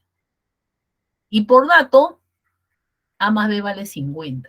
Entonces, de 1, yo puedo decir que AP, justamente ese AP vale 50. Ajá. Entonces, fíjate el triángulo que voy a remarcar. En este triángulo, el cateto vale 40, que es un triángulo rectángulo.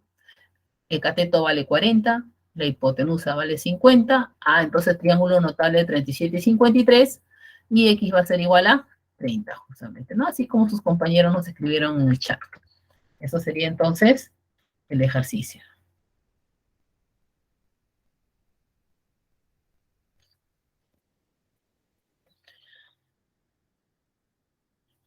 Bien, vamos a ver ahora el ejercicio 4. A ver el ejercicio 4.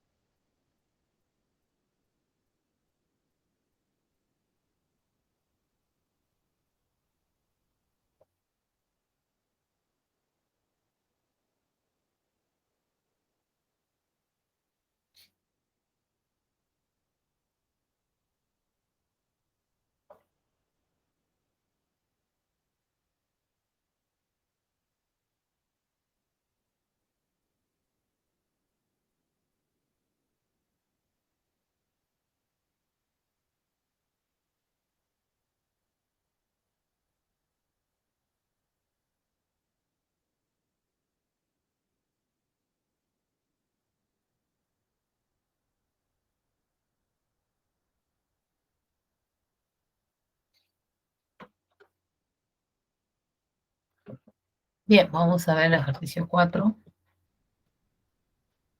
Sí, ahí nos han escrito. Ahí está, 4A, Kiara, ¿no? Muy bien. 4A, así es, muy bien. Vamos a verlo, ¿ya? Muy bien, ahí también Leonardo nos dice 30 grados, o 30, ¿cuánto? 45. A ver, fíjense bien, es la 4A, ¿no? Que es 30 grados, ¿no? Ajá, 30 grados. Ah, la 4, ajá, la 4, así es. Ahí te lo vamos a ver, ¿ya? Ahí está, esta es la 4. ¿Qué nos dice?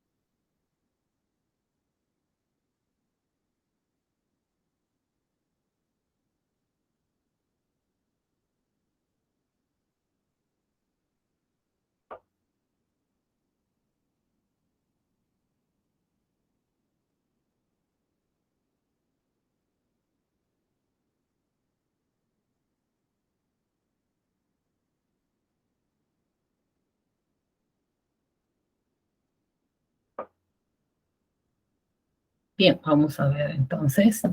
¿Qué nos dice el ejercicio 4? Mira, dicen, para mejorar sus ventas, una empresa diseña un nuevo molde circular. Ahí está. Para la fundición de chocolates, formado por el triángulo equilátero, ahí está ABC, lo colocamos sus tres lados iguales y vamos a colocar 60 y 60. Y el cuadrado, este cuadradito, C, ahí colocamos los 90, CFD, como muestra la figura. Bueno, los cuatro lados son iguales y estos dos de acá serían, ¿no? Sí, estos de acá.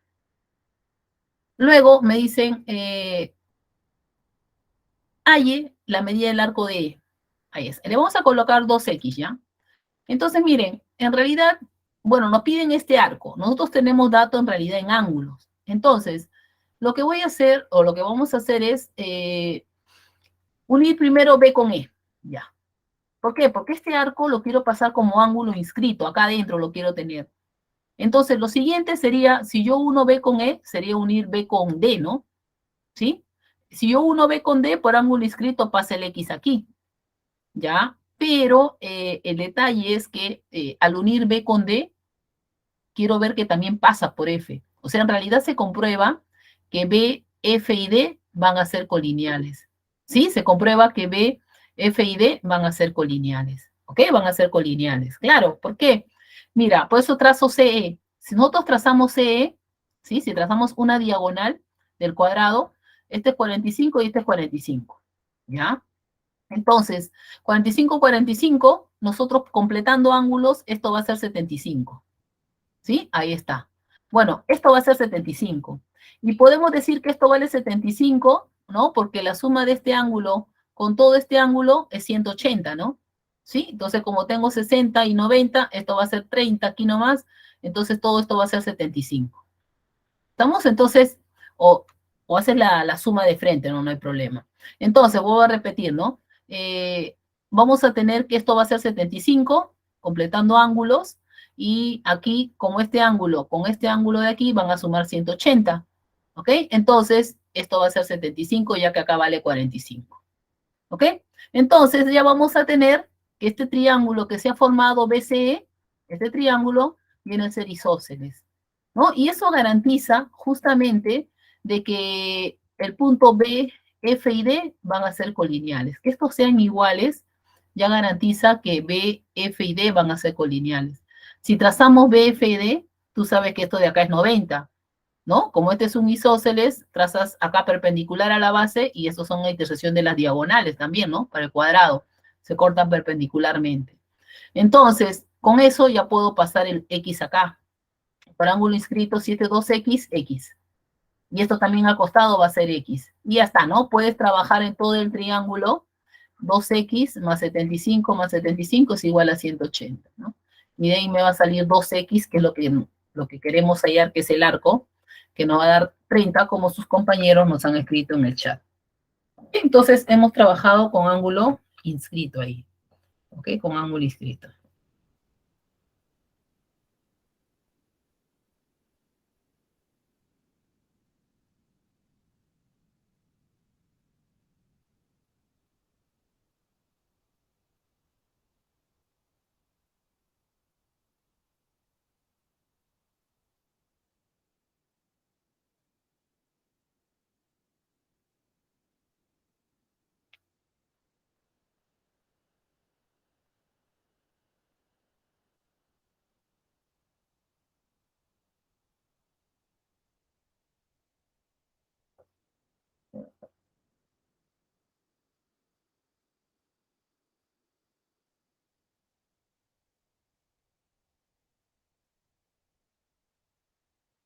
Ahorita vamos a ver el ejercicio.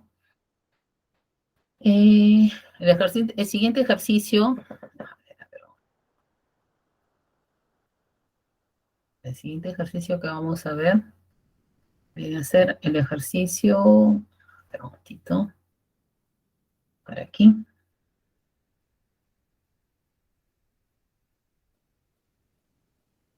El ejercicio 5, ¿ah? Vamos a ver el ejercicio 5, 5, 6, 7, que están seguidos, ¿ya? 5, 6, 7, están seguidos.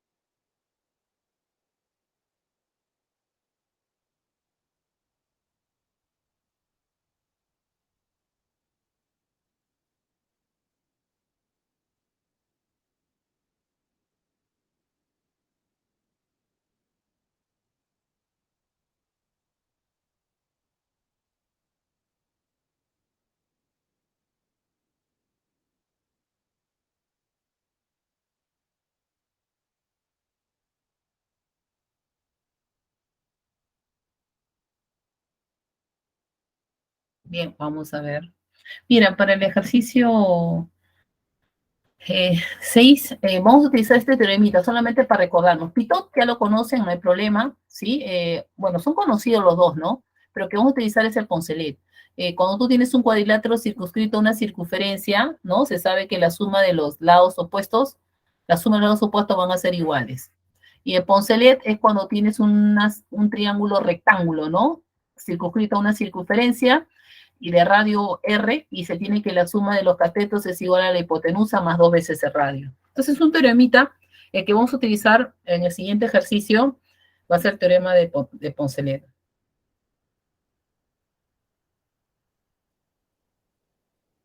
¿Sí?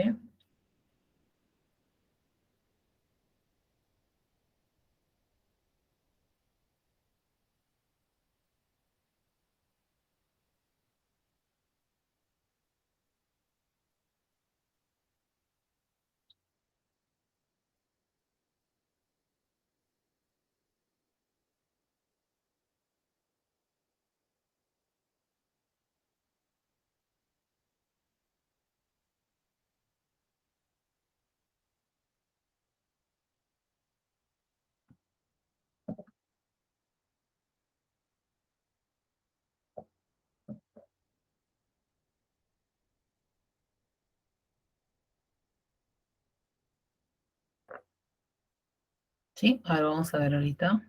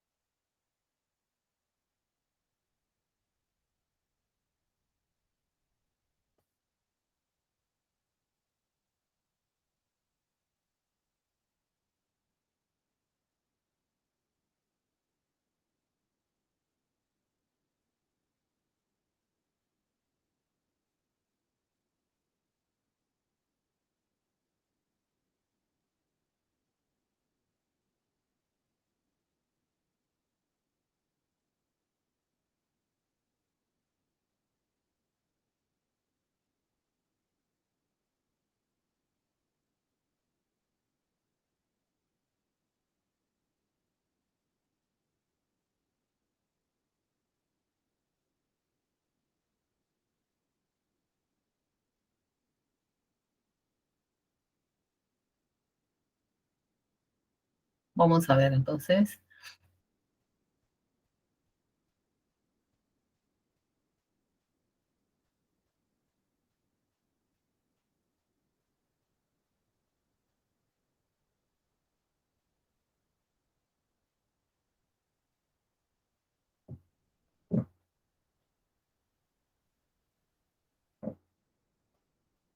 Bien, vamos a ver. Mira, a ver, vamos a ver para que nos están escrito. Bien, ahí nos ha respondido. Ah, ya Ana Lucía. Ya, ok, no hay problema. Sí, 5. Claro, la 5 es la D, muy bien, ahí Kiara y Leonardo nos han respondido, muy bien. Ay, ahorita voy a pasar al ejercicio 2, ¿ya? Para que lo veas, para que lo, para que hagas captura. Ok, ahí está, ahí está, ahí está.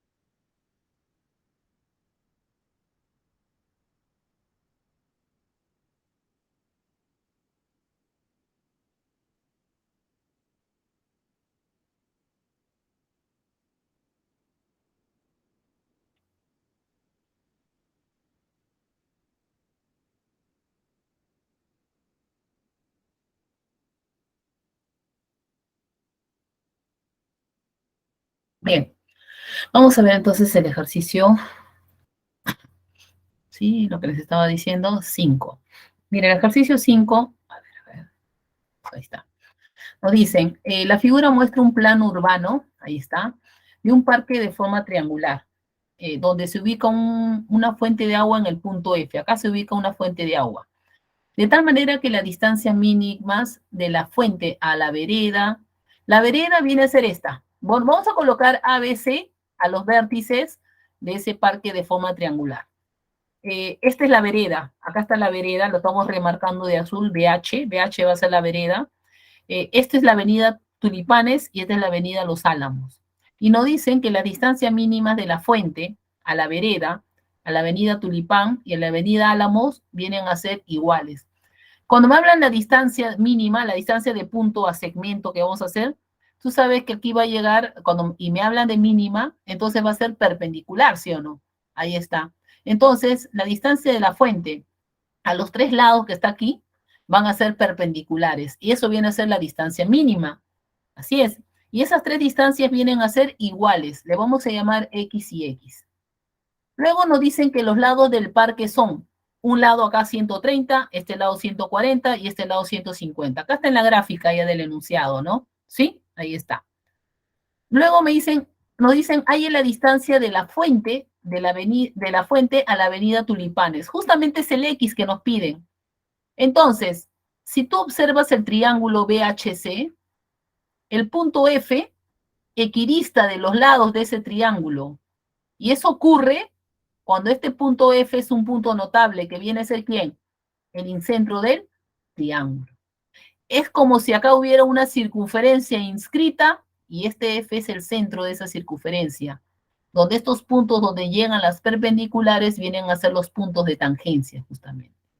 Entonces, por la característica que me dice perpendicular, perpendicular y son iguales, ese punto donde está la fuente viene a ser el incentro de ese triángulo BHC. Y es por eso que como este triángulo es un triángulo rectángulo BHC, porque acá es 90, esto ya está en la misma figura, utilizamos aquí Poncelet para poder hallar X, que es el radio de la circunferencia. Pero nos falta hallar BH y nos falta hallar HC. Entonces, para hallar BH y para hallar HC, vamos a ver qué teorema nos ayudamos, ¿sí? Para poder utilizar al final Poncelet. Bien, ¿y cómo hallamos BH? Mira, tenemos los tres lados del triángulo. Esto es 13 por 10, este es 15 por 10 y este es 14 por 10. Es el triángulo 13, 14 y 15. Y me piden la altura relativo al lado que mide 14. ¿Se acuerdan de ese triángulo que vimos? Hemos visto creo que la semana pasada en triángulo 13, 14 y 15 y hallamos la altura relativa al lado que mide 14, Herón, ¿no? Herón me sirve para ir a la altura conociendo los tres lados. Y tú sabes que cuando este es 13, 15, 14 y la altura que te piden es con respecto al lado 14, esto vale 12. Pero como está por 10, 120. ¿Ok? Entonces ahí está. BH va a ser 120. Y ya está. Observamos el triángulo BHC antes de usar Poncelet. Este triángulo es 120, este lado es 120, esta hipotenusa es 150. Este es un triángulo notable que es de 37 y 53. Sí, si desean, pues primero es 12 por 10, lo colocan así, ¿no? 15 por 10. Y este es 3 por 4, pues, ¿no? Por el 10, ¿no? Y esto va a ser 3 por 5, ¿no? Por el 10. Entonces 4, 5, acá 3 por 3, ¿no? Por 10, que sería 90. Ahí está, 37 y 53. Y listo. Utilizamos en ese triángulo, justamente nuevamente en BHC, Poncelet. Suma de catetos es igual a la hipotenusa más 2 veces el radio, que es X. Y de ahí el radio me da 30, como sus compañeros nos escribieron en el chat. Bien, eso viene a ser el ejercicio 5. Ahorita vamos a ver el ejercicio 6. ¿Sí? Aunque el ejercicio 6, algo que nos podemos recordar con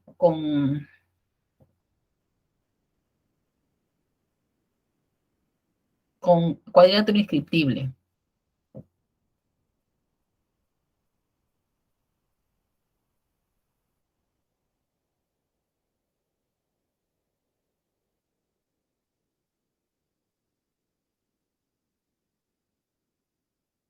¿Ya? Entonces vamos a ver, mira, en cuadrilátero inscriptible, ¿sí? En cuadrilátero inscriptible,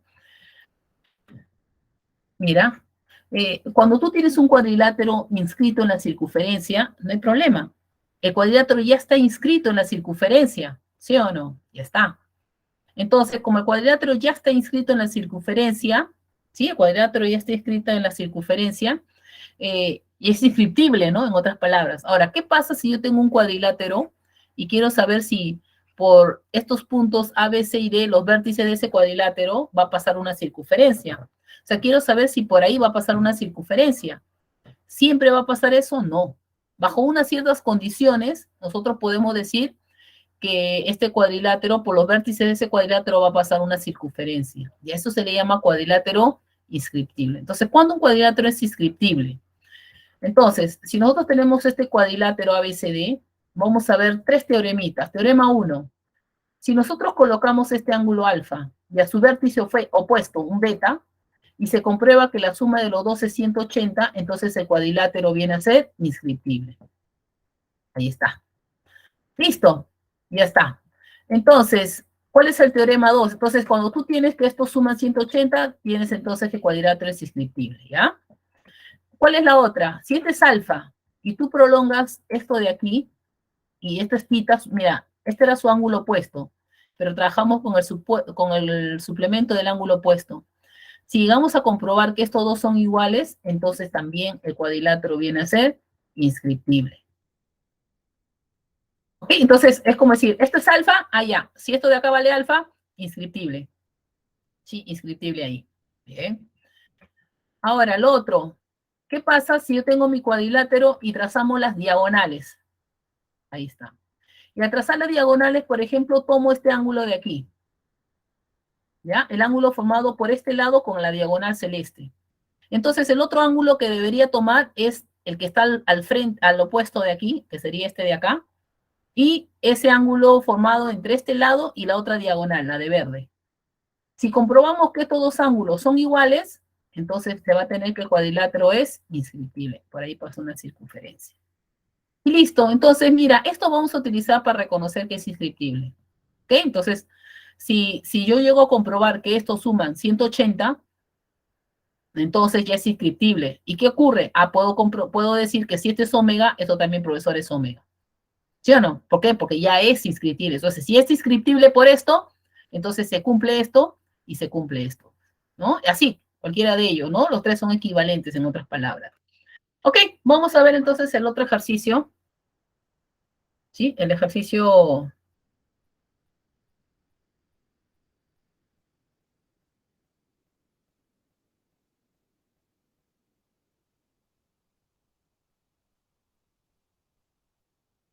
¿Sí? Que vamos a ver el ejercicio, justo lo que le decía el ejercicio 6, ¿sí? Para ver luego el ejercicio 7. A ver, vamos a ver qué nos dice el ejercicio 6.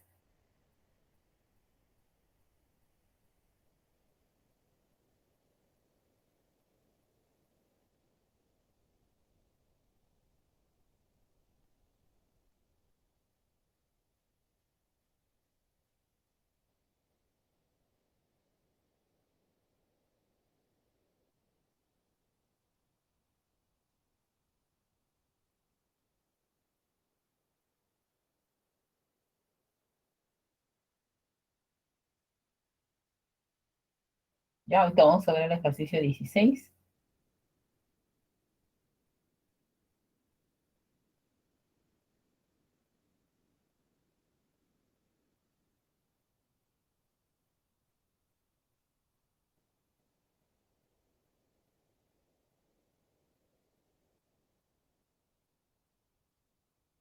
Bien,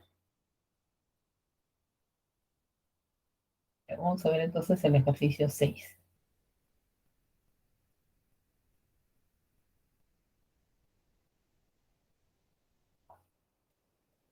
Bien, ¿qué dice el ejercicio 6? A ver, nos han dado claves de repente ahí.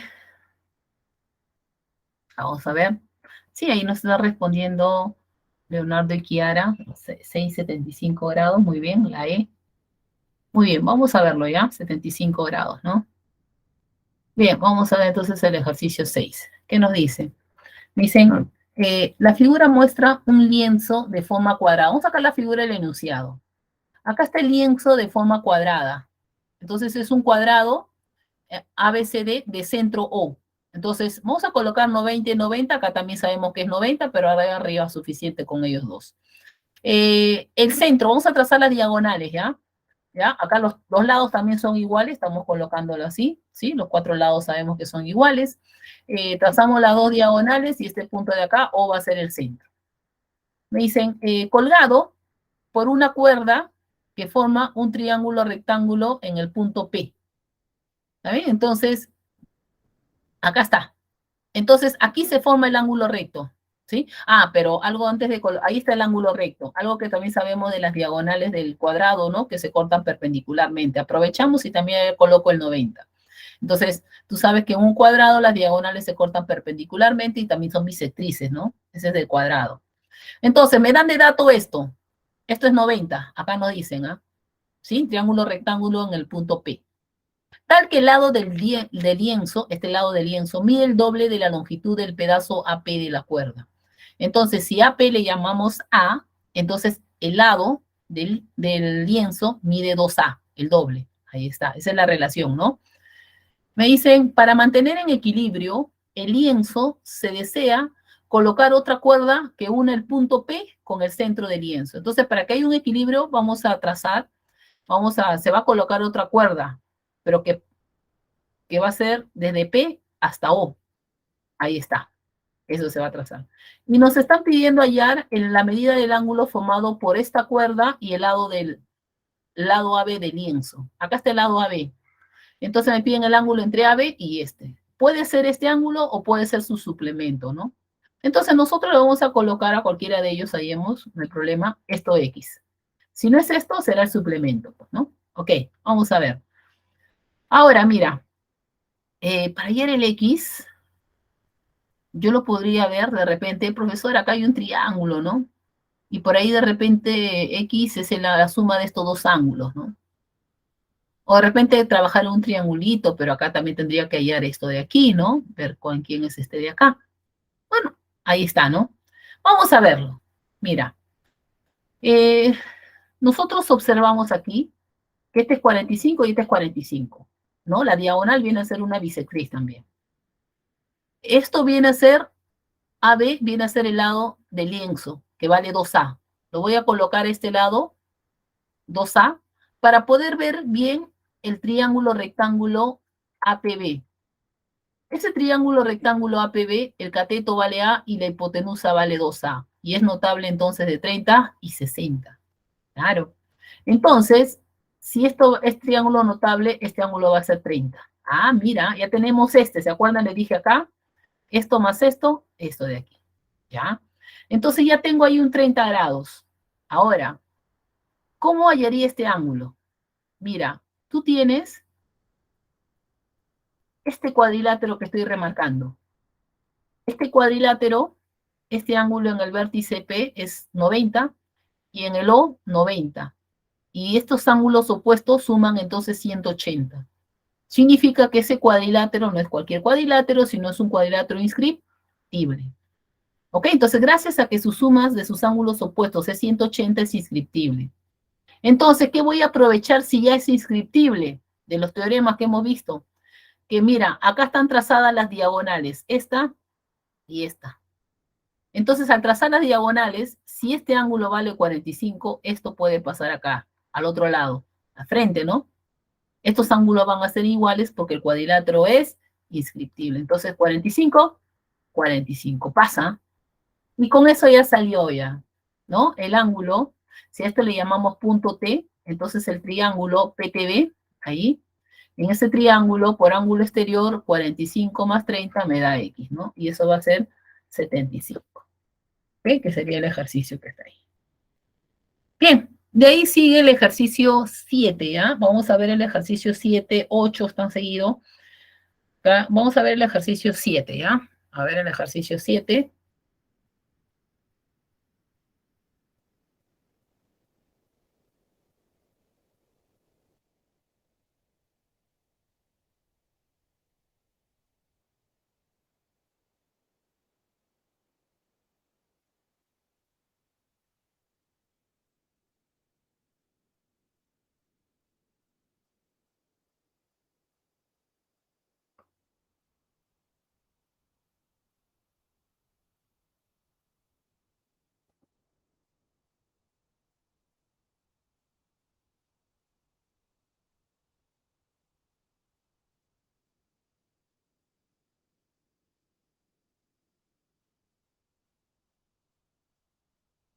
Bien, vamos a ver entonces el ejercicio 7A. Pero bueno, vamos a ver el ejercicio 7 luego del descanso, ¿ya? Entonces ya es 11:55, ¿sí? Entonces, ahí por ahí nos han escrito el ejercicio 7. Ah, ya. Ok, Sofía, gracias. Las 7, así es, vamos a verlo luego de receso, ¿ya? De las 7, pero a las 7 sí sale la B. Muy bien, Leonardo ahí y Kiara. Ok, seguimos luego.